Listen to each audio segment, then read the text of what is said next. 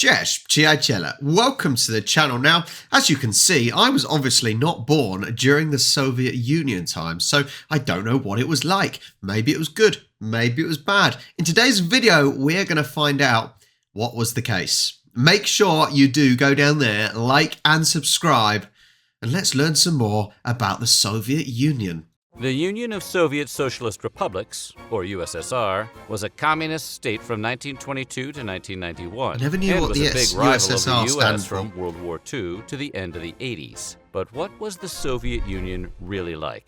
And what was it like living there? Well, it turns out it's complicated. So, today we're going to take a look at things you didn't know about daily life in the Soviet Union. But before we get started, be sure to subscribe to the Weird History channel. Sure. After that, we'd be much obliged I'm already if you would leave a subscribed. comment and let us know what other geopolitical topics you would like to hear about. Okay, you don't know how lucky you are that we're going to tell you how things worked back in the USSR.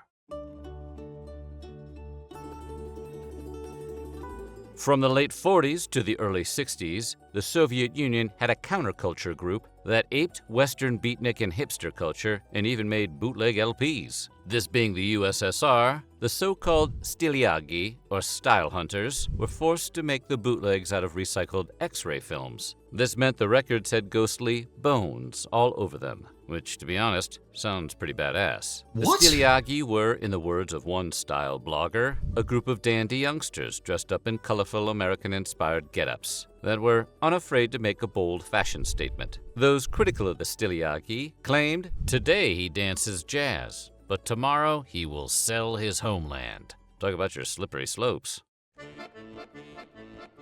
Sorry, what?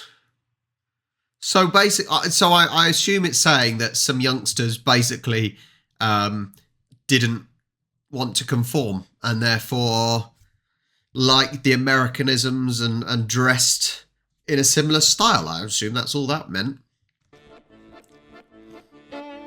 McDonald's and Coca-Cola are often cited as being the two American companies with the most worldwide influence and reach. But it was actually Pepsi-Cola that made it into the USSR first. Yeah, Pepsi was available in the Soviet Union a full 21 years before McDonald's and 16 years before Coca-Cola. It had a lot to do with Pepsi's appearance at an exhibit at Moscow's Sokolniki Park in 1959, where the soda was given out for free in disposable paper cups.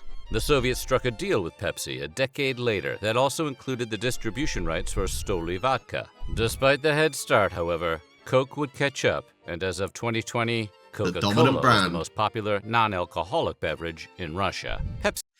It is quite interesting about foods and drinks that were not available in the Soviet Union. So, Coke, for example, it wasn't around, and it was almost these American companies that the Soviet Union did not want anything to do with. Very similar with, for example, North Korea and places like that they do not want any American influence. And it sort of makes sense, to be fair. But actually nowadays, like Pepsi and Coke, you find everywhere, don't you? You really do find everywhere. Pepsi was second. But speaking of beverages,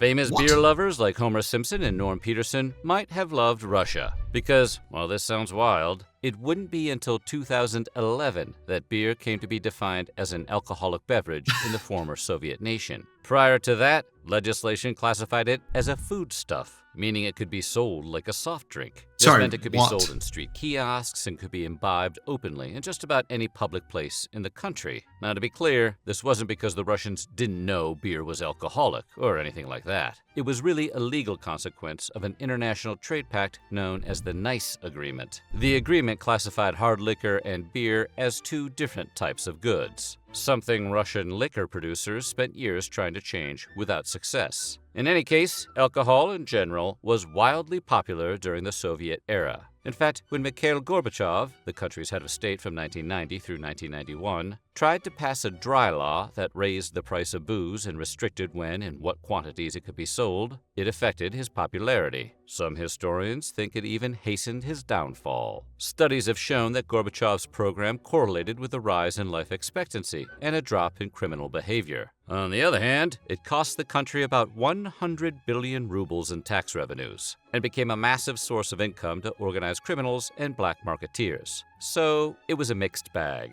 or a mixed drink in this case. I think this is why it's easy to get viral memes of Eastern Europeans drunk. Because if beer was classed as a foodstuff, then surely it was quite cheap to get, you would assume. And it is still beer is quite cheap still in Eastern Europe, to be fair. But it's mad. It's absolutely mad. No wonder why the hard liquor companies wanted it sorted out, because it's a bit harsh, right? It's a bit harsh. If you've got beer that's a foodstuff, which is probably cheaper, has less tax on, you ain't gonna be drinking vodka and whiskey and things like that, are you?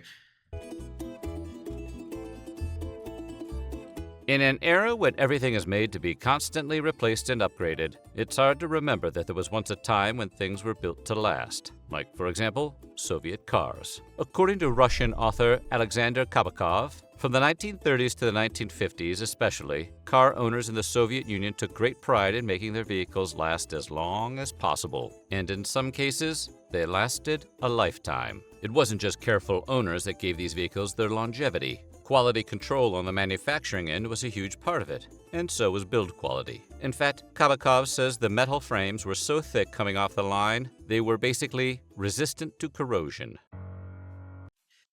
I don't think Soviet cars are known for their style. I don't think they look very nice. They're probably quite heavy and cumbersome, and which matches with what they're saying, I suppose.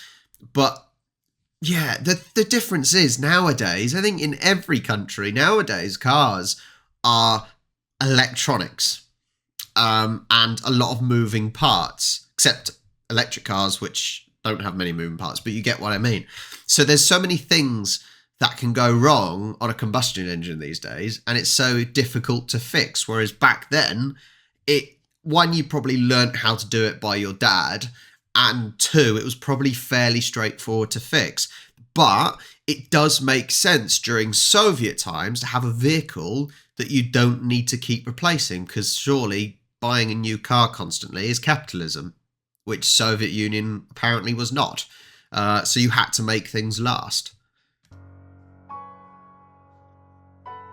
Everyone's heard of long Soviet bread lines, but that's not even the half of it. Even a self-proclaimed well-off American student living in Moscow in the mid-60s said that getting any food at all was a tremendous chore. According to Dr. Naomi F. Collins, she was constantly in a state of exhaustion just from the efforts of daily living. Even buying staples like cheese and rice took forever because you had to stand in long lines for nearly every item you wanted. And even after waiting, you didn't get the item directly. You had to get vouchers at each station and pay a cashier before going back to the stations and picking up your items.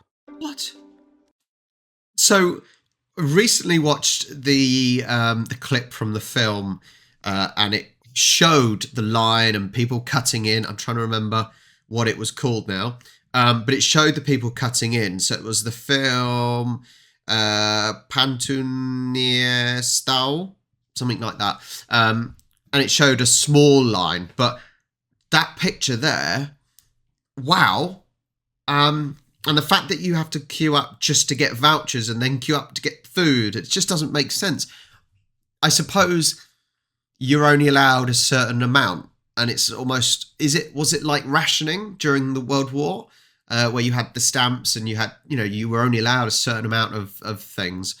So it had to be sort of monitored and written down what you were having. I assume that was a similar situation here, but you would nowadays, the majority of the Western world, as we would say, doesn't necessarily have to worry too much about eating.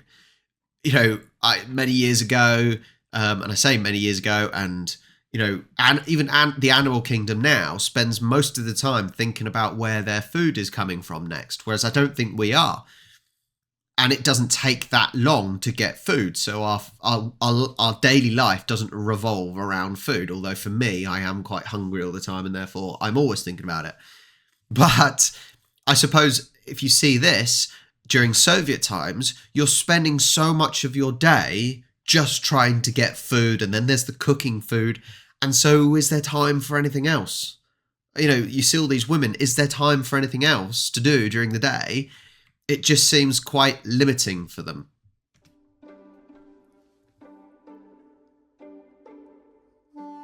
Soviet authorities in Stalin's time considered private kitchens, dining rooms, and even apartments to be dangerous to the regime. So an idea was tossed around in the early days to force people to eat in communal cafeterias. It sounds like a storyline from a Dr. Strangelove type political farce, but so-called kitchen politics were actually considered such a threat that Soviet leaders wanted houses built without kitchens at all. It wasn't just about preventing people from having privacy. The idea was also meant to relieve a housewife from her daily chores, so that she could develop as a personality, and free the country from the Tsarism, and bring happiness to poorer classes. Because I guess we all know cooking only brings sorrow? Not surprisingly, the idea did not pan out. And soon, widespread industrialization led to over 100 different ethnic groups all being served the same exact meals, such as canned soup, meat, and fish.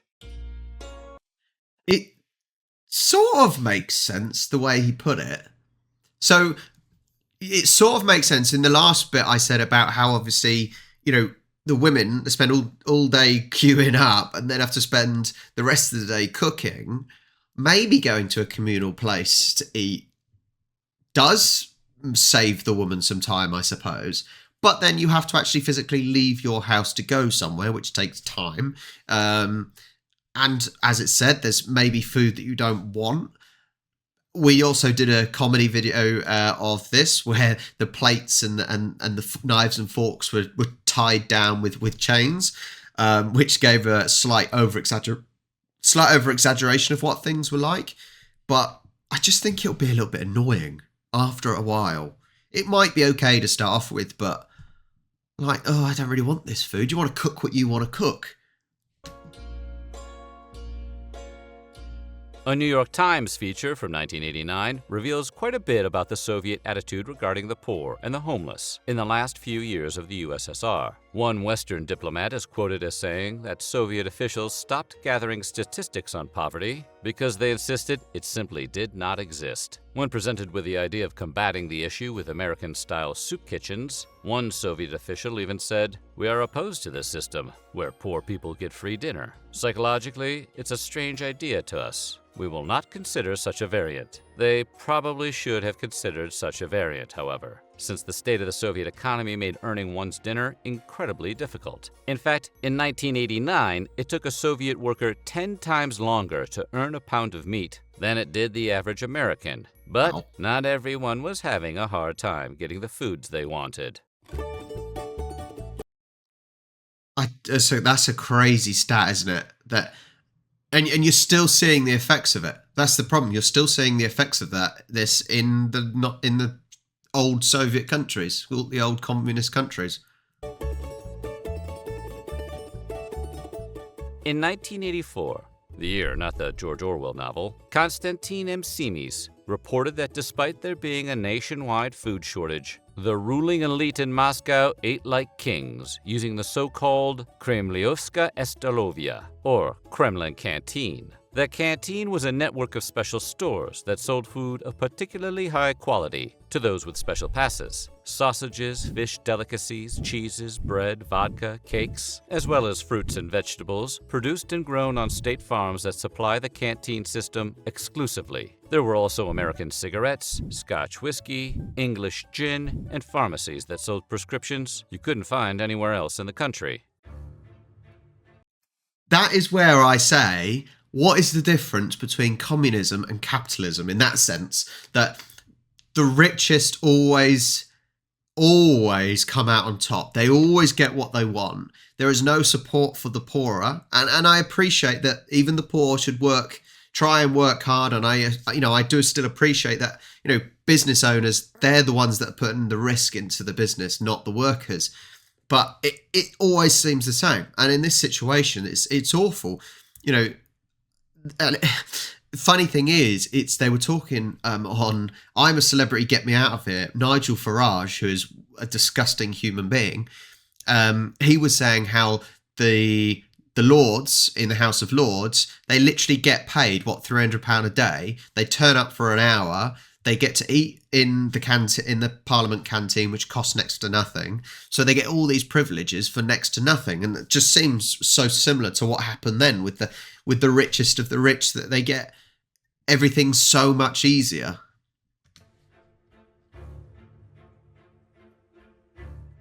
Joseph Stalin really did not like the gay community. Soviet-era documents declassified in 1993 show he personally insisted on the passage of an anti-homosexual law. He got his wish in 1933 when Article 121, which expressly prohibited male homosexuality, was added to the criminal code. Once in effect, such activity was punishable by up to 5 years of hard labor in prison. Stalin wanted the law due to a report from the Soviet secret police that warned of pederast activists holding orgies and engaging in espionage. Throughout the Soviet era, being openly gay meant facing prison or even hard labor. Not only that, gay people were widely considered pedophiles and fascists, and still are in parts of modern Russia, where homophobia still lingers. Stalin's anti-gay legacy lingered into the mid-90s, after the fall of the Soviet Union. Gay people in prison for sodomy didn't even receive amnesty when the laws that put them there were repealed in 1993. Hardly the only country to have such laws, are they, to be fair?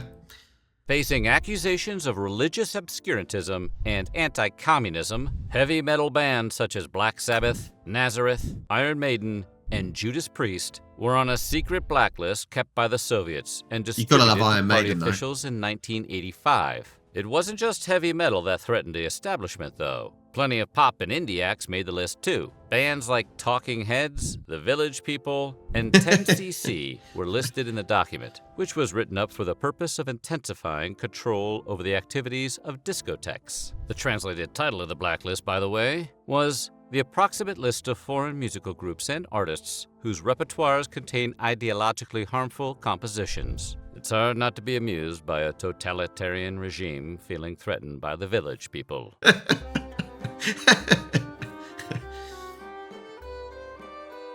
It's hard to imagine a capitalist government using its citizens to stop the production of tasteless bric-a-brac, but that's exactly what the Soviets did. The Soviets apparently hated kitsch, at least in the early days. In 1928, the state-run newspaper Komsomolska Pravda even launched a campaign called Down with Domestic Trash. Why? According to the state-run newspaper, all these dogs, mermaids, figurine devils, and elephants only help smuggle back mishchanstva. Mishchanstva, for the record, is a virtually untranslatable term meaning preoccupation with every day. I wonder how they'd feel about Funko Pop figures.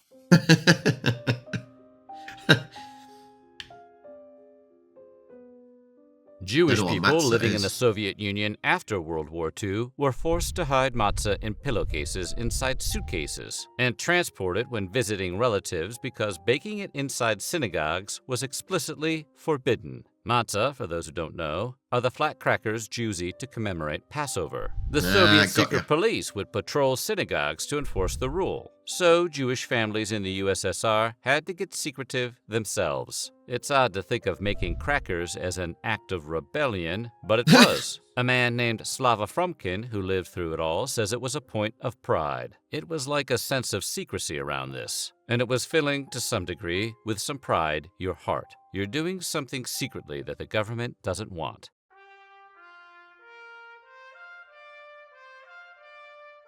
Yes, the staples that held together Soviet passports were made from an inferior metal that could corrode and get rusty. This may seem like a bug, but it was actually a feature, and for secret agents trying to use fake passports, it was a huge deal. Unlike passports in the USSR, American passports used stainless steel staples. So anyone trying to pass their fake Soviet passport off as a real one gave themselves away if they were using the wrong staples. A Russian FSB, or Federal Security Service, official told the Chicago Tribune that hundreds of American agents got caught because they didn't know this. Wow. It's always the little things. Wow. So what?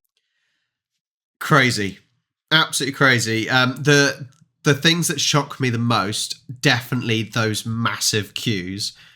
And it makes sense why there'll be so many queues, lack of food, the system where you have to, get tickets to then go and get your food. So basically, so they can keep track of what you're getting. It seems like the rationing that happened during the World War, and you have a card with how much you can have and whatnot. It just seemed like a hard life where, the haves have and the have-nots don't. And it's just, I don't know. I'd love to know if you were around pre-1991, how bad was it? Was it okay? Was it, just all you knew and therefore that's, you just got on with it? Because that's another thing. If it's all you know, then is it as bad as people think? I don't know if that makes sense. Because all I know is, capitalism, I suppose, and nice new shiny things like phones and cars, but you had to make do.